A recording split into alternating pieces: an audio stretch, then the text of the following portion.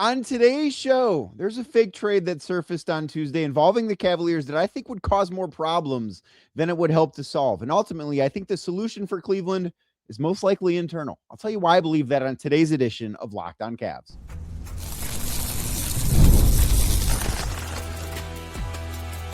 You are Locked On Cavs, your daily Cleveland Cavaliers podcast. Part of the Locked On Podcast Network, your team every day. Hi again, everybody. My name is Danny Cunningham, and I cover the Cleveland Cavaliers over at my Substack, The Inside Shot, and you're listening to another edition of Locked On Cavs, which, of course, is a proud part of the Locked On Podcast Network, now the number one sports podcast network in all of America. You can find this show and any other Locked On podcast anywhere you get them. That means Apple, that means Spotify, that means on YouTube as well. If you're watching the video right now, please hit that thumbs up button as we get started and hit the notification bell. Make sure you also hit subscribe wherever you might be listening to the show so that you don't miss the latest from us. And today's edition of Locked On Cavs is brought to you by FanDuel. Before tip-off, check the FanDuel app and see what's dropping during NBA Happy Hour every Friday from 6 to 7:30 p.m. Eastern Time. On today's show, going to talk about a fake trade that was put out there by the Ringer that I don't think is necessarily a good idea for Cleveland. We will talk about Donovan Mitchell's all-star snub. He has not been named a starter this year. And we will take a little bit of a look ahead to the game against the Charlotte Hornets on Wednesday night. But I wanted to begin the show by talking about the fake trade that was proposed on Tuesday by Michael Vina of The Ringer. And this deal was Darius Garland for Michael Porter Jr. Now, I think that in a vacuum, this sounds like a solid deal for both sides. Now, Darius Garland, as we know, has been dealing with several injuries this year. When he's been on the floor, for the most part, it hasn't necessarily always been great. I think over the past 3.5 weeks or so, before Darius Garland hurt his right foot last Wednesday against the Sixers, I think Darius has looked much better and much closer to the all-star caliber player that we've known him to be throughout his career. And over in Brooklyn, throughout the course of this season, Michael Porter Jr. has had a very strong season. He arrived there this summer from the Denver Nuggets via trade. It was a trade that sent Cam Johnson to the Nuggets, just sort of a thing where the MPJ relationship in Denver and his skill set in Denver wasn't necessarily needed, and he has been allowed, certainly, to thrive with a much bigger opportunity with the Brooklyn Nets than he was ever going to have playing alongside Nikola Jokic with the Denver Nuggets. And I think that Porter Jr. has had a phenomenal season. He's been a really good basketball player, but I don't think it's a trade that the Cavs should be interested in. And this is not necessarily because I think that, Darius Garland is so much better than Michael Porter Jr., because this year he hasn't been. Throughout his career, he has been. And I know that the injury concerns are there with Garland, but Michael Porter Jr. does not exactly have a clean bill of health throughout his career either. And I think that is something to think about. But at the crux of this, the thing I get to is, okay, well, how does this project to the postseason? Because I think any deal that the Cavs do or don't make should be looked through the lens of what does this do for the Cavs when it comes time for the postseason to arrive, right? And that's ultimately why I don't think this is a good idea. And that might sound crazy to you. And I understand why it could, because you look at Michael Porter Jr., he is 6'7", 6'8", 6'9", somewhere in that range. He might be listed at 6'10". But he's a bigger guy. He's a wing. He's an excellent shooter of the basketball. He's shown that he can do a little bit more than he was able to do in Denver. I don't think that he's necessarily a great defender, but he is also somebody that is a low usage player. And that can be both a good and bad thing. But when I think about what has really slowed the Cavs down in the postseason, and I know that Darius Garland is not a player without his faults in the postseason because he's not been good enough defensively, and the injuries have certainly cost him time and I think cost him performance. That look no further than last year's series against the Indiana Pacers, where he was playing on one foot and looked terrible in doing so. But the thing that I think as to why this doesn't make sense is, let's think about what the Cavs have looked like in the postseason the past few years. Let's go all the way back, and I don't often like to think about the Cavs taking on the Knicks in the first round 3 years ago, just because I think that team, that version of the Cavs, is so different from who the Cavs are now, despite the core pieces being the same. Like, I just think that is so far away from who they are just as a structure of a team right now, considering the role players have all changed. And I think even the core group is a different group of players, even though their names are the same. The Cavs lost that series. And I know everyone wants to scream about rebounding and toughness and all these things. The Cavs lost that series because they couldn't score enough. They lost that series because they weren't good enough offensively. And then let's fast forward. Why did they struggle the next year against the Orlando Magic? Well, it wasn't because they weren't good enough defensively. It was because they struggled to score points. And Darius Garland in that series, really throughout that season, was not the guy even that I think he's been this year. I really think that Darius then was a lesser player than he's been for the last month or so. I think that jaw injury that he suffered that year really set him back and made it, I don't want to say you don't want to look at it, but I don't think of that as Darius Garland. And, losing to Boston, as I've mentioned, there was no shame in that. That Celtics team went out and won the title, and the Cavs were never supposed to win that series. Like, that was not some failure. But that first round series against the Magic was such a grind because the Cavs didn't have enough offensively. And then last year, when Darius was healthy in the first round of the playoffs, we saw just how good that offense looked against the Miami Heat team that was overmatched. No question about it. And then we saw them again not be good enough offensively against the Indiana Pacers. In the games that they lost, they gave up 115 points. You can win and give up 115 points. We have seen the Cavs stylistically been able to do that. What they missed was the way that Darius Garland could create shots for them. And what I think we have seen this year is the Cavs have obviously taken a step back offensively. Part of that is because they have not shot the ball nearly as well from beyond the arc this year as they did last year. They were, I believe, the number 2 team in terms of 3-point percentage last year. They're nowhere near that this year, even if they've been better. Monday's game against Oklahoma City, notwithstanding, they've been better in that area over the past month or so. Michael Porter Jr. obviously could help out in that area. However, I then go to, well, are the Cavs worse shooters now? And I know the Lonzo Ball experiment has been a disaster, and he was not part of this last year. But I look at somebody like DeAndre Hunter, who shot, I believe it was 42% from beyond the arc last year with the Cavs, and is shooting around 31% from beyond the arc this year with the Cavs. Is he 11% worse as a shooter, or are the shots that he's attempting tougher this year? Are the Cavs doing a lesser job of generating 3-point looks this year? The same thing goes for somebody like Dean Wade. I know that 3-point percentages are up for some guys, and a lot of this has to do with injuries, but would Michael Porter Jr. be a better shooter than those guys in Cleveland on the same shot diets that the Cavs are having right now? Probably. Or would the shots that the Cavs are taking get better if Darius Garland is healthy and available and able to help run the offense the way that we've seen it run over the past several years when the Cavs have been fully healthy? I think the answer to that question is Garland, because I also do think there's something to be said about, well, what does Michael Porter Jr. look like if he were in Cleveland? What would that look like? The role that he's in right now in Brooklyn, where he has the greenest of green lights, coming to Cleveland. And this is not to say he can't be a malleable player, because I think that playing alongside Nikola Jokic and Jamal Murray in Denver has shown that. But I also look at it and say, what's the adjustment going to be? Like, how much of a lesser player is he going to be in a smaller role that he would be worth giving up a proven all-star point guard for? Somebody that you went out, if you were the Cavs, you went out and got Lonzo Ball this offseason because you didn't have enough ball handling in the playoffs last year. You didn't have enough creation in the postseason last year. That's a problem that the Cavs still have right now, primarily because Darius Garland has not been healthy enough throughout the course of this season. And there's no guarantee that he's going to be healthy moving forward. Like, this foot injury could be something that lingers. It could be something that he's fine in 10 days. We don't know that right now. But that problem, I don't see an outside solution for. Now, maybe this is something that the Cavs need to get to the summer if they fail in the playoffs again and totally remake the roster. Like, that is, to me, a different conversation for a different day. But with where the Cavs are at right now, I don't think it makes sense for them to try and find these external answers. They're a team in the second apron. They're the only team in the second apron. They are, for better, for worse, who they are right now. And they've made tweaks to the roster, and maybe they make a small tweak here or there. I think that is something that could certainly make some sense for this group. But I don't think right now, especially with the Cavs having played so much better over the past month. And listen, they picked a bad day to have a bad day against the Thunder. They got crushed in that game.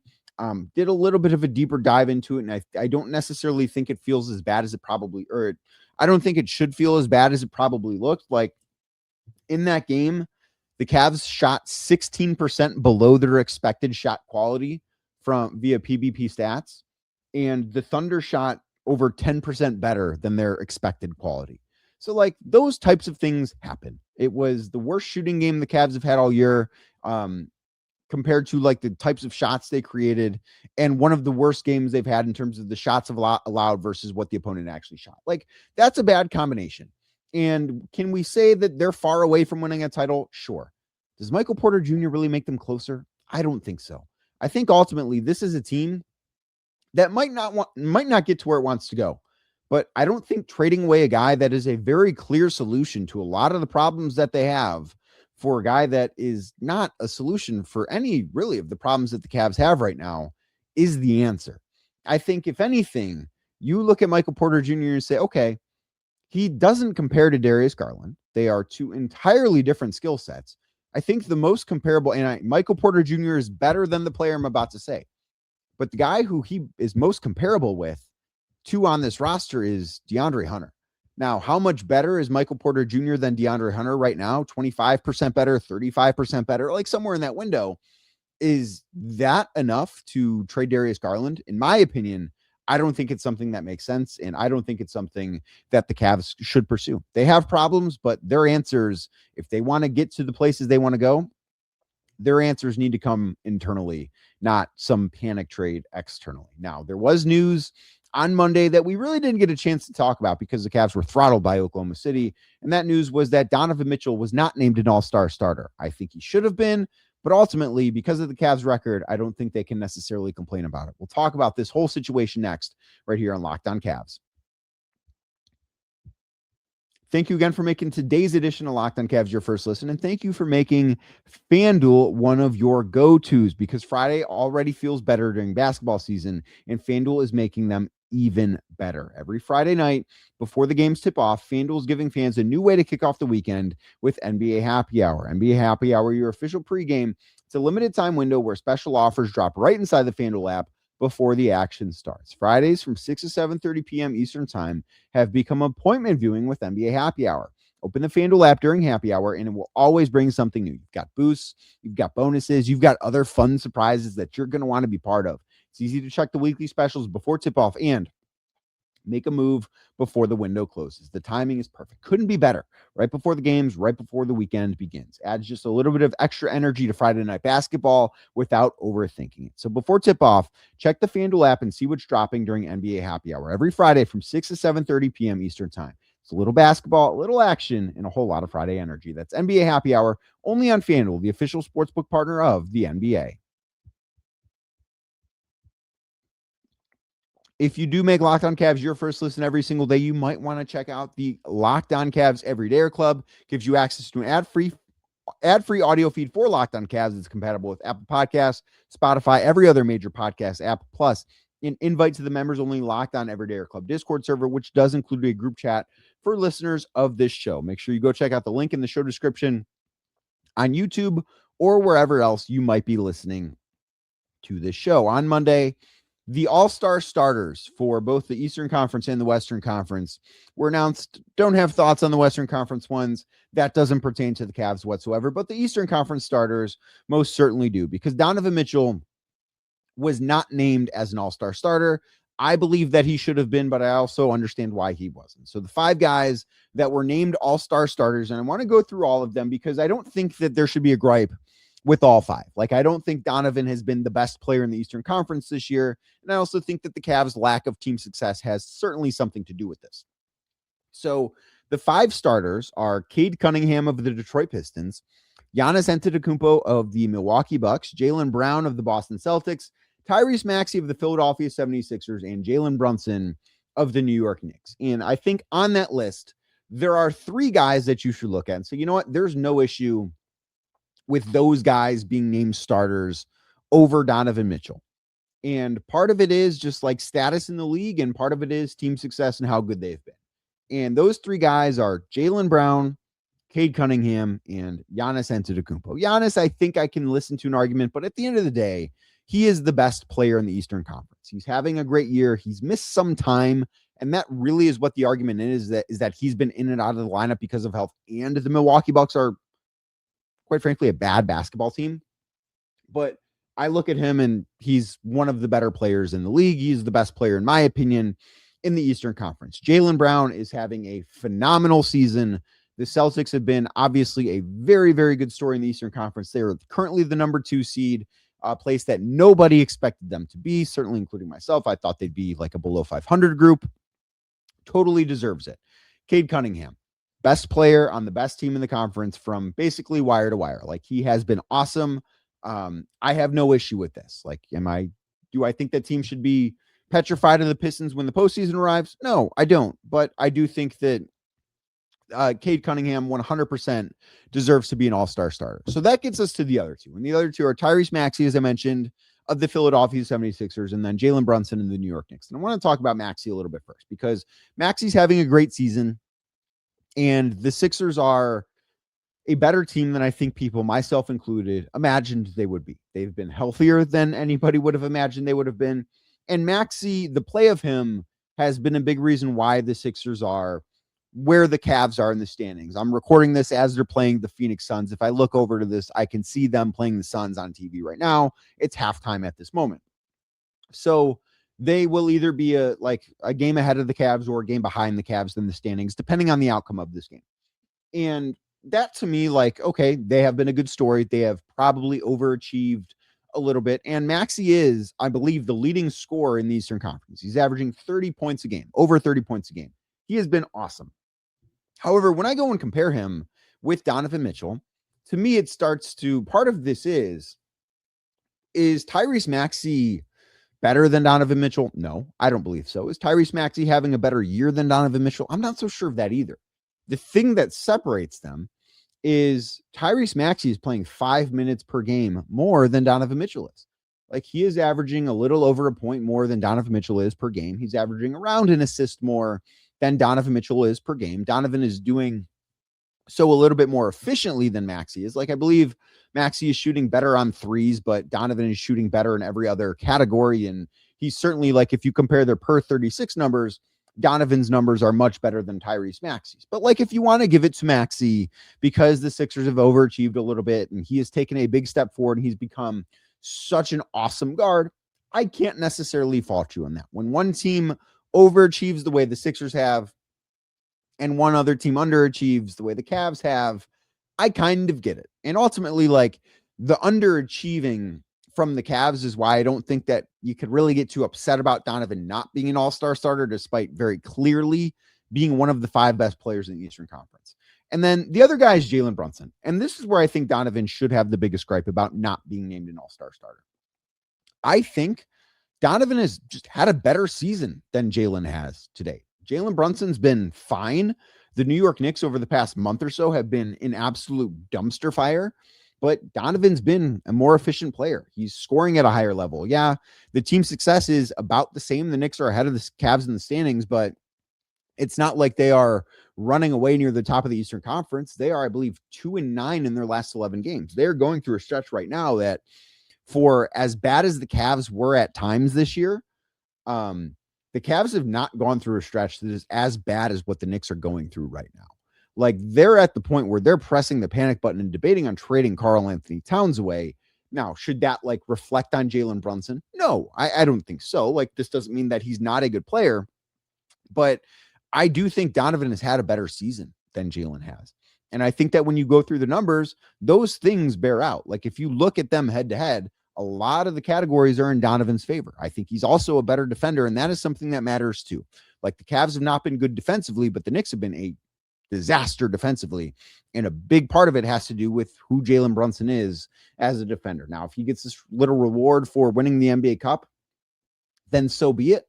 But I look at this as the one where, yeah, he plays in a bigger market and he got the fan vote that Donovan didn't get. But had I had a vote here, and I did not have a vote for this, had I had a vote, it's tough for me to argue with the other four guys. I think the case can be made against Giannis. The case could be made against Maxey. It's tough for me to see the case for Jalen Brunson having a better season than Donovan Mitchell. That's just the way I see it. Maybe I'm wrong, but I also look at this and say, you know what? The Cavs are currently, as I record this, and they might not be when you listen to this, but as I record this, the Cavs are in 7th in the Eastern Conference. They were supposed to be the team with the best record in the East. They were the odds-on favorites to win the conference with our friends at FanDuel prior to the season beginning, and those things are no longer true anymore. And when you underachieve, I think it's easier to lose something, and that I kind of think is what has happened here. Team success matters when it comes to these types of accolades. It does not mean Donovan Mitchell's not going to be an all-star. Of course, Donovan Mitchell's going to be an all-star. He's having an incredible season, one of the best of his career. I think he's a no doubt top 10 player. I will say, it's kind of weird to me that the guys who I think are the two best shooting guards in basketball, Donovan Mitchell and Anthony Edwards, neither one of them starting the All-Star game. And that's just a little bit strange. Now, the Cavs have what I think is a pretty big week coming up, and it starts on Wednesday night against the Charlotte Hornets. We will talk through Charlotte just a little bit and look ahead to the next few games next right here on Locked On Cavs. But first, today's show is brought to you by Quo. New year, new systems. And this is the time when a lot of us look at the messier parts of how we run our business and think there has to be a better way. And there is. Streamlining your communications is one of the quickest upgrades that you can make. That's why today's episode is brought to you by Quo, spelled Quo, the smarter way to run your business communications. Because when your team is reachable, organized, and communicating in one place, you're not just working cleaner, you're creating more opportunities to connect with customers. Quo makes everything simple. Your whole team can call and text from one shared business number, so nothing gets missed. Nothing's going to get lost in the shuffle. Everyone sees the full conversation thread, which makes replies faster and more personal. Works right from your phone or your computer, and you can even keep your existing phone number, so you don't have to be like, hey, I'm getting a new number. Here's what it is. And then sometimes you're going to lose touch with people because of that. Plus, Quo has a smart AI tool system that automatically logs calls, summarizes conversations, and highlights the next step so that details never slip through the cracks. No surprise, Quo is the #1 rated business phone system on G2, trusted by more than 90,000 businesses, from solo operators to growing teams. So make this the year where no opportunity and no customer slips away. Try Quo for free. Plus, get 20% off your first 6 months when you go to quo.com/lockedonnba. That is Quo, QUO.com/lockedonnba. Quo. No missed calls, no missed customers. Thank you again for making today's edition of Locked On Cavs your first listen. And thank you to those of you that make Locked On Cavs your first listen every single day. If you're watching on YouTube, please do us a favor. Hit that thumbs up button for us. Click subscribe and hit that notification bell so you don't miss the latest from us here at Locked On Cavs. And the Cavs are back in action on Wednesday night, and they take on the Charlotte Hornets in a game that, when the schedule came out, I think looked much easier than it does in the present day. And this is part of the NBA's rivalry week. I think if you're a Cavs fan and you're listening to this show or watching on YouTube and your blood isn't boiling when you hear the Charlotte Hornets, what is wrong with you? No, like this, I have to imagine is because LaMelo Ball plays for the Hornets and Lonzo Ball plays for the Cavs. Like, there is no rivalry here whatsoever. I think that this has, like, rivalry, it's a stupid thing. Should not be a thing in the NBA. There are no real rivalries anymore in the NBA. The Cavs playing the Hornets and this game being nationally televised doesn't make sense to me, but whatever, that's kind of where we're at here. And this is the first game for the Cavs as part of a 5-game stretch before they go out west for the first big West Coast trip of the year. And that 5-game slate includes this game against Charlotte, the Sacramento Kings on Friday, 2 games against the Orlando Magic on Saturday and on Monday. Saturday's game is in Orlando. Monday's game is at home against the Magic, and then the Cavs will wrap up next Wednesday with a game against LeBron James, Luka Doncic, and the Los Angeles Lakers. Then they head out west for 5 games. And of those 5 games, I think you can make the case, and I don't believe this, but like if someone said this to me, I'd hear them out. I wouldn't dismiss them. You could make the case that the toughest opponent is the Charlotte Hornets of that group. And you're listening and saying that's crazy, right? Like, okay, maybe, but since December 22nd, which is the date I keep referencing because that's when the Cavs actually last played the Charlotte Hornets, and they beat the Charlotte Hornets, and they looked really good in doing so. But since that date, the Hornets are 3rd in the Eastern Conference in net rating. Now, part of that is they beat the Utah Jazz by 55 points, and that has inflated things. But they're 7-8 in their last 15 games. They have pulled up to an even point differential for the season. They have, right now, a better point differential on the season than the Los Angeles Lakers do. The Charlotte Hornets are not a team that is as bad as the record says. Now, should the Cavs lose this game on Wednesday night? No, I don't think so. I think they should win this game. They should be favored to win this game. And if they don't win this game, it would be a disappointing loss and a disappointing response to what happened on Monday against the Oklahoma City Thunder. However, this is not like they're playing the Washington Wizards. They're not playing a bottom feeder in this game. This is a very capable opponent for the Cavs. And it's one that if they don't show up prepared and ready to play, they very well could lose this game. In fact, we have seen them lose this game to the Charlotte Hornets. And then after that, like Sacramento has played better recently, but that's another game the Cavs should win as long as they come to play on Friday night at home. The games against Orlando, Saturday is going to be tough, given it is the second night of a back-to-back for the Cavs and the third game in 4 nights. And the Orlando Magic, they play on Thursday. I don't know if they're going to win on Thursday. They have not really done a good job of being a consistent basketball team. For the most part, they have alternated wins and losses since the start of December, which is like a 7-week thing at this point. So my best guess is the Cavs will lose on Saturday and find a way to win on Monday over Orlando. But this is an opportunity, as I said on yesterday's show, this is an opportunity for the Cavs to respond the right way to what happened against the Thunder on Monday. And they have done this year, for the most part, a pretty good job at doing that. I think back to what happened after they lost to Utah last week, where they go to Philly, they crushed the Sixers on Wednesday, and they beat them again on Friday. They beat the San Antonio Spurs at full strength, and then the Phoenix Suns close to full strength after they were embarrassed by the Houston Rockets. They've done a good job of this, and they were embarrassed by Oklahoma City on Monday. Again, I don't think it was quite as bad as the final score indicated because the Thunder just could not miss in mop-up duty in the final 3 minutes. That plays into it. I do think Oklahoma City shot a little bit above their heads. The Cavs shot a little bit under their heads. They do have a 3-point problem without a doubt. Like, they need to figure that out. But overall, I think the Cavs are in a good space. However, this next week is really important. And I look at those 2 games against Orlando as very important. Part of the reason is, right now, if you look up and down the standings for the Cavs, they're in a tough place as far as tiebreakers go. They have not done well enough against some of the best teams in the conference. They're 1-1 against Detroit, so they could theoretically still win that tiebreaker. They've lost 2 games to Boston. They only play 3, so they've lost that tiebreaker. They've lost 2 games to the Knicks. They only play 3, so they have lost that tiebreaker.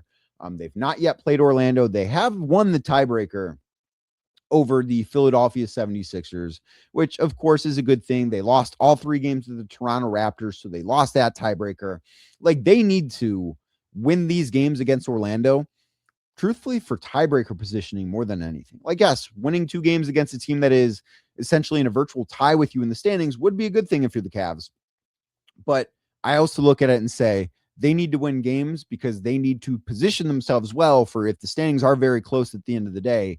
They need to finish ahead of teams. They need to be able to be tied with some teams and still finish ahead in the standings. So that's why I do think that this is a big week for the Cavs. We will see how they perform. I would expect a good bounce back on Wednesday night against the Hornets, but we will have to wait and see. And that's going to do it for today's edition of Locked On Cavs. You can find this show on YouTube. If you're watching right now, hit the thumbs up button for me, please, and hit that notification bell because I don't want you to miss anything from Locked On Cavs here, including some really good shorts that we're putting up at Locked On Cavs on YouTube. And if you're listening wherever you get your podcast, make sure you hit that subscribe button. It is the very best way to help out the show. And I will be back tomorrow talking more about the Cleveland Cavaliers.